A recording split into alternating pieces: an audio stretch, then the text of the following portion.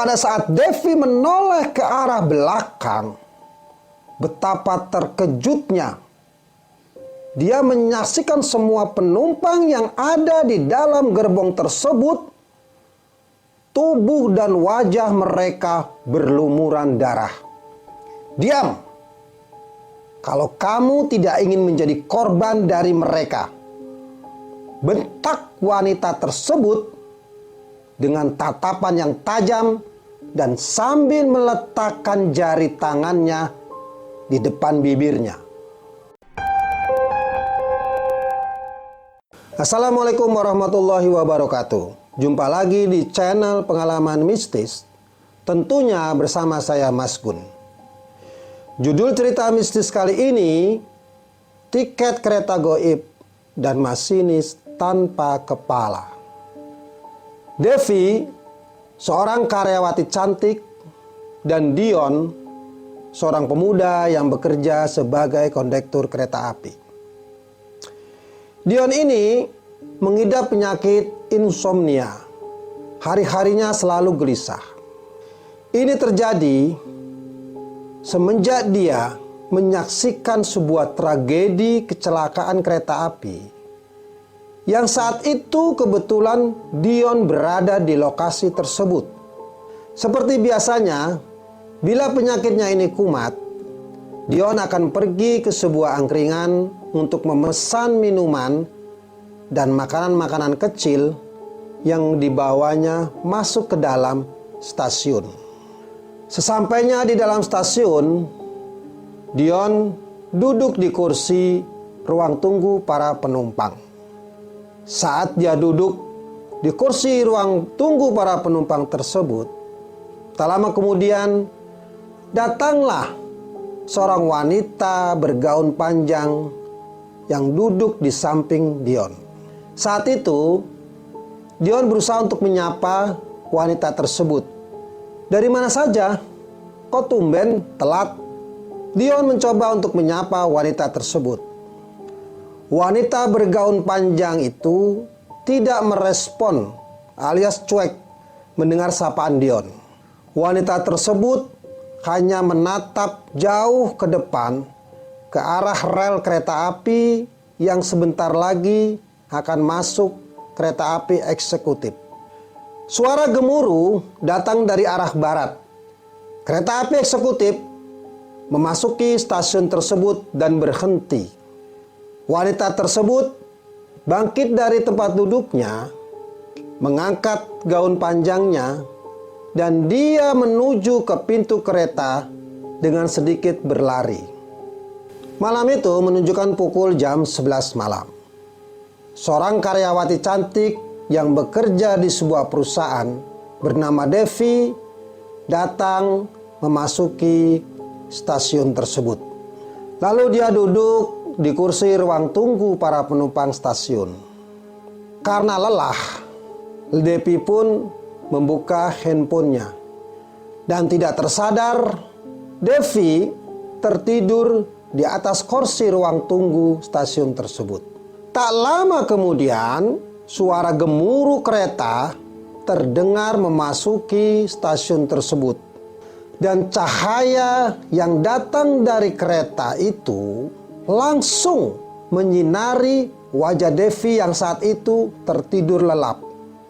Seketika itu pun Devi terbangun, dan saat terbangun dia melihat di seberang jalur kereta yang ada di depannya duduklah seorang wanita dengan gaun panjang yang menutupi kedua kakinya.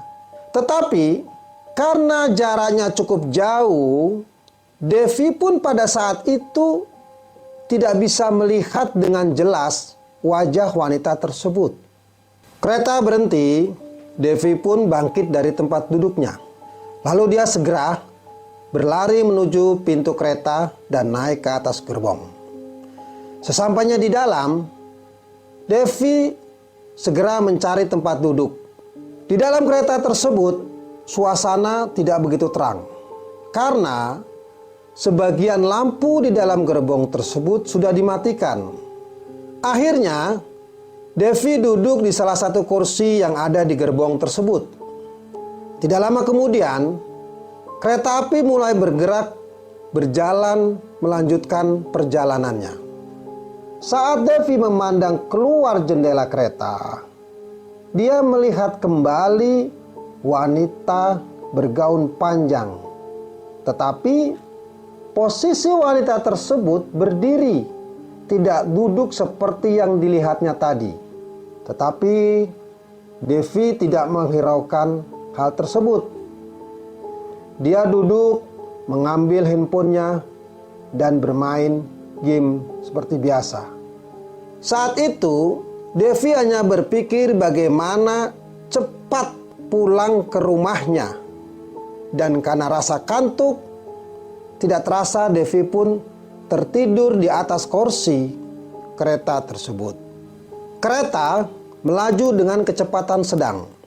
Tiba-tiba, aroma bau anyir membangunkan Devi dari tidurnya. Devi pun terbangun.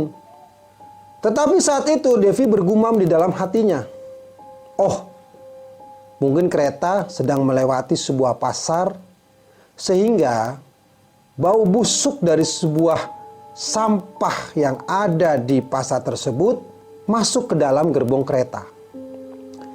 Tidak lama kemudian kereta berhenti di sebuah stasiun. Ternyata pada saat pintu kereta itu terbuka, aroma bau anyir semakin tajam dan menusuk ke hidung Devi. Bersama dengan itu, para penumpang masuk dan duduk di tempat duduknya masing-masing. Sebelum kereta bergerak untuk melanjutkan perjalanannya, Devi merasakan suatu keanehan dalam kereta tersebut.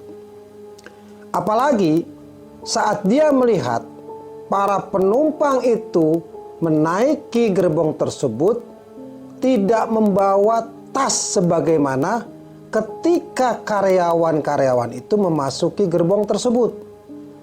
Karena seperti biasanya, jam-jam tersebut adalah jam di mana para karyawan itu pulang dari kerjanya dan mereka menggunakan kereta tersebut sebagai sarana tumpangan kembali ke rumahnya. Tentunya karyawan akan membawa tas kerjanya masing-masing. Apalagi Devi melihat para penumpang itu menaiki gerbong kereta itu dengan berwajah dingin dan langsung duduk di kursinya masing-masing tanpa ekspresi. Karena mulai merasakan rasa lapar. Dan saat itu tidak ada pramugari kereta yang keliling untuk menawarkan makanan. Devi pun akhirnya memutuskan bangun dari tempat duduknya dan berjalan menuju restorasi kereta tersebut. Ternyata sesampainya di gerbong restorasi tersebut, suasana begitu ramai. Akhirnya Devi bingung. Lalu dia memutuskan untuk memesan makanan itu kepada seorang kondektur yang kebetulan berdiri tidak jauh dari Devi. Kondektur itu hanya terdiam dan mengangguk kepala. Akhirnya Devi pun memutuskan untuk memesan sendiri ke restorasi. Setelah dia mendapatkan makanan dan minuman yang dipesannya, dia kembali berjalan menuju tempat duduknya. Devi merasakan ada yang aneh di dalam gerbong tersebut. Tetapi Devi berusaha untuk tetap berpikir positif. Dia pun berusaha memejamkan matanya sambil mendengarkan musik dari handphonenya. 30 menit sudah kereta meninggalkan stasiun. Tiba-tiba Devi merasakan ingin membuang air kecil. Devi pun bangkit dari tempat duduknya dan dia berjalan menuju ke arah toilet yang ada di gerbong kereta tersebut. Pemirsa, saat Devi berjalan melewati kursi para penumpang, Devi sempat mendengar cekikikan dari suara para penumpang. Tapi Devi tidak menghiraukannya, dia terus berjalan menuju ke arah toilet. Akhirnya Devi pun masuk ke dalam toilet. Sesampainya di dalam, tiba-tiba lampu toilet itu padam. Seketika itu pun Devi langsung menyalakan lampu dari handphonenya. Rasanya dia ingin segera keluar dari toilet itu. Akhirnya Devi pun membuka pintu toilet itu dan didapati di depan pintu toilet berdiri seorang laki-laki. Ternyata laki-laki itu adalah kondektur kereta.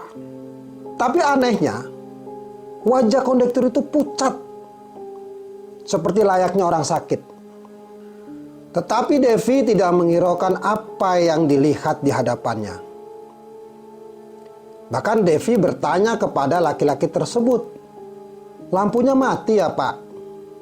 Saya jadi terburu-buru tadi di dalam." Tapi laki-laki itu hanya terdiam, tidak menjawab pertanyaan Devi. Lalu Devi melanjutkan perkataannya kepada laki-laki tersebut, "Tolong ya Pak, nanti diperbaiki lampunya." Mendengar perkataan itu, laki-laki tersebut tetap terdiam, tidak menjawab. Dia hanya menganggukkan kepalanya. Pemirsa, saat Devi berjalan menuju ke tempat duduknya dan dia melewati kursi-kursi para penumpang, saat itu Devi melihat pemandangan yang aneh. Dia melihat saat itu para penumpang semua terdiam dan menundukkan kepalanya tanpa ada suara obrolan satupun dari penumpang itu. Devi terus berjalan ke arah tempat duduknya.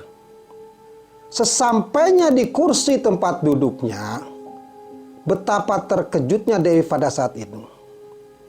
Ternyata sudah ada seorang wanita bergaun panjang sampai menutupi kedua kakinya duduk di sebelah kursi Devi. Devi langsung duduk di kursi tempat duduknya.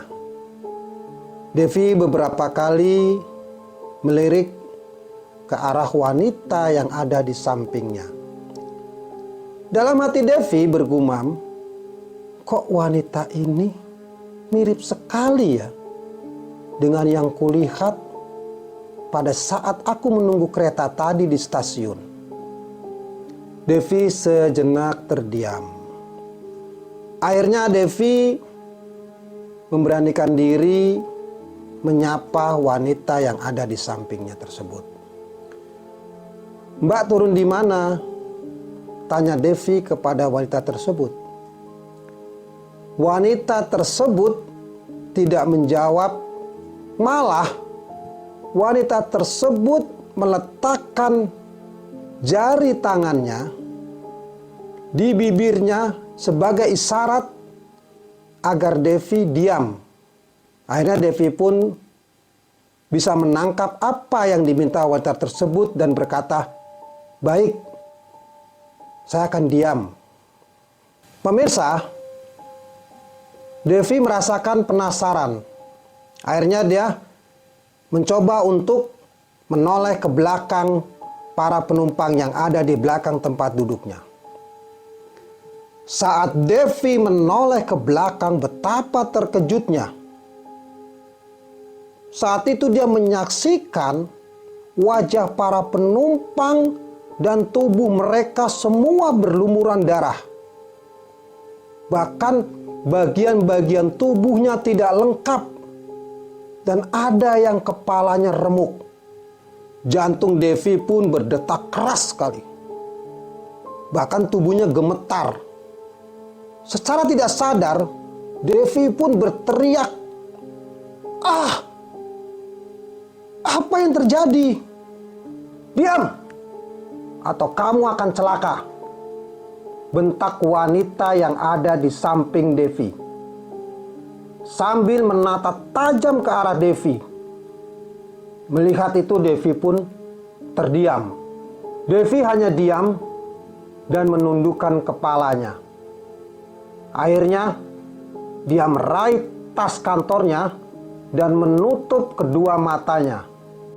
Tidak berapa lama, tiba-tiba ada yang menepuk bahu Devi dan terdengar suara seakan memanggil namanya.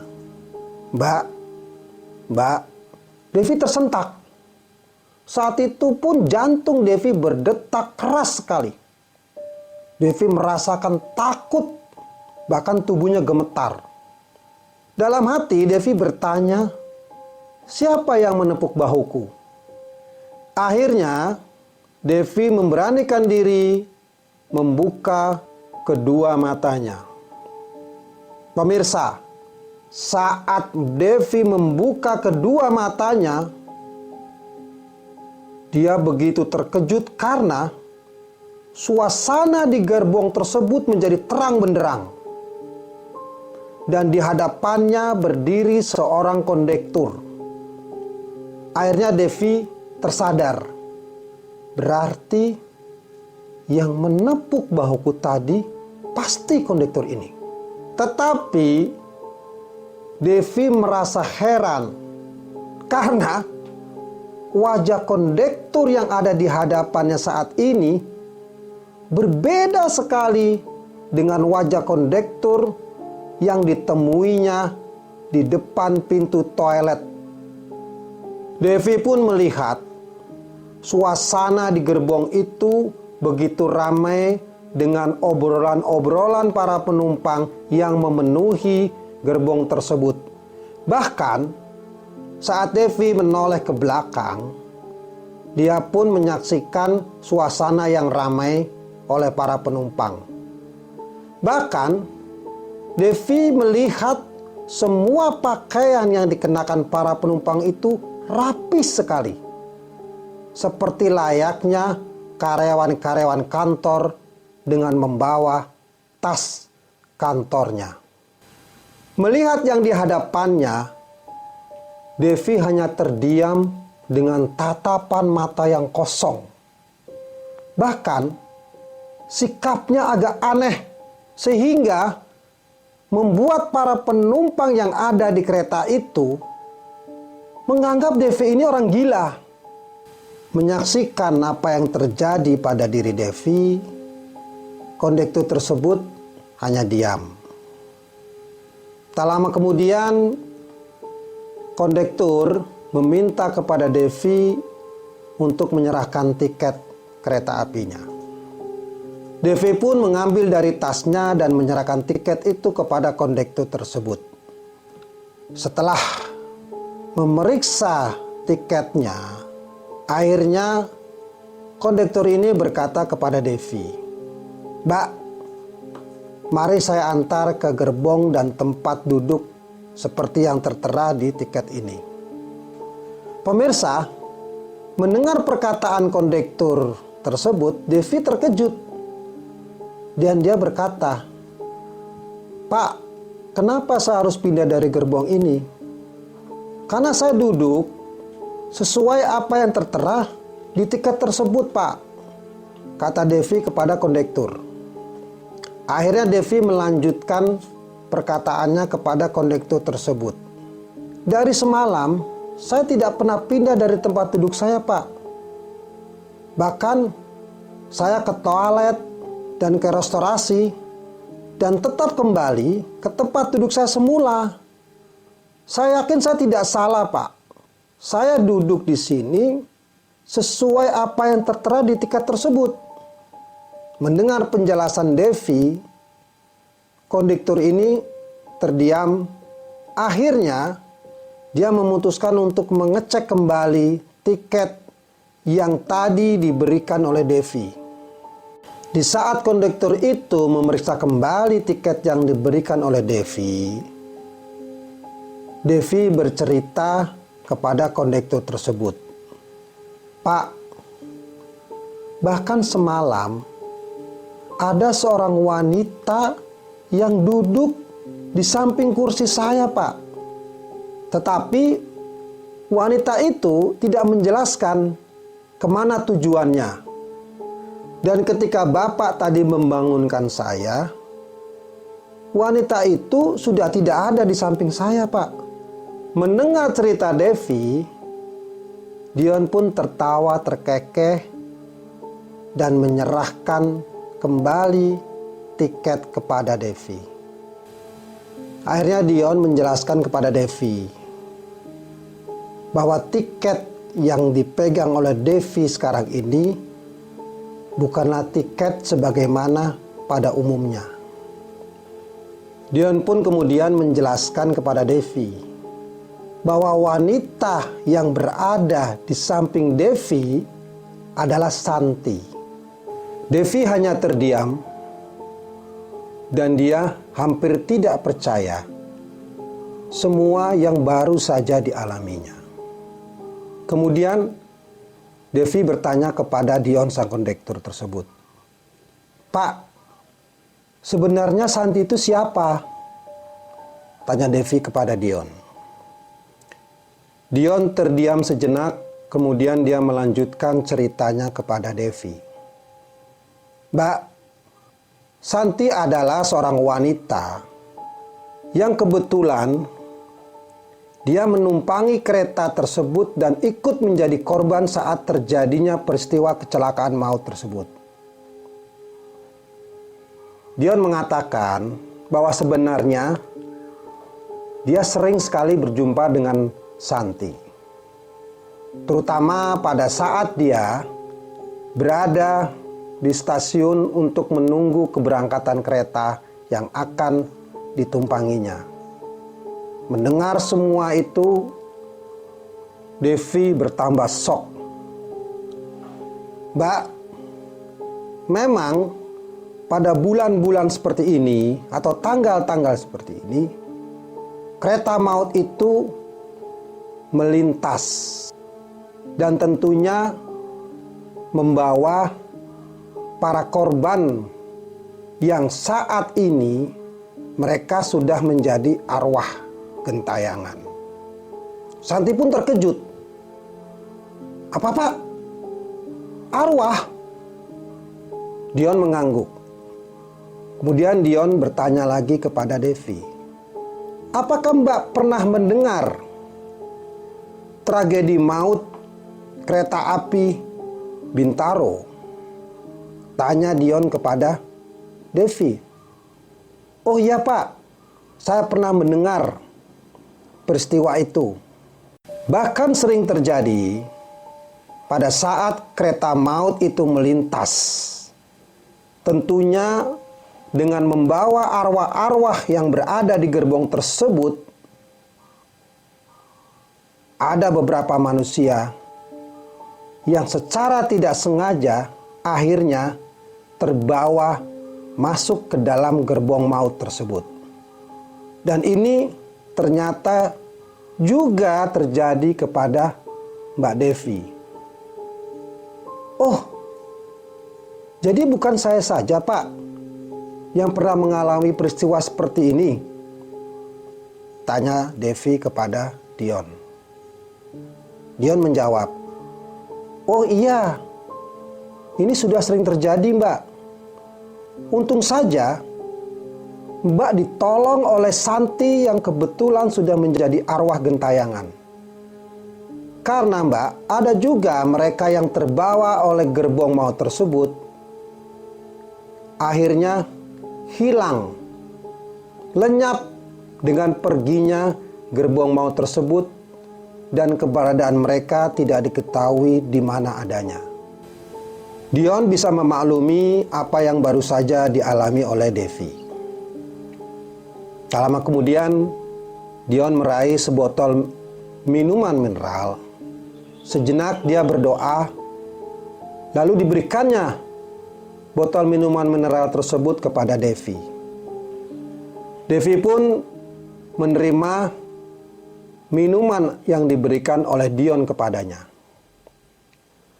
Setelah menghabiskan minuman yang diberikan oleh Dion, kemudian Devi pun pamit dan dia akan turun di stasiun berikutnya untuk mencari kendaraan lain yang akan membawanya pulang ke rumahnya.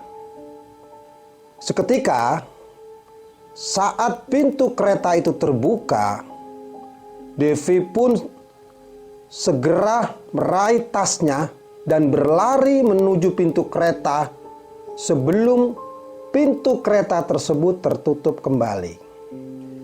Pemirsa, cerita pun selesai. Dari cerita ini kita bisa mengambil pelajaran.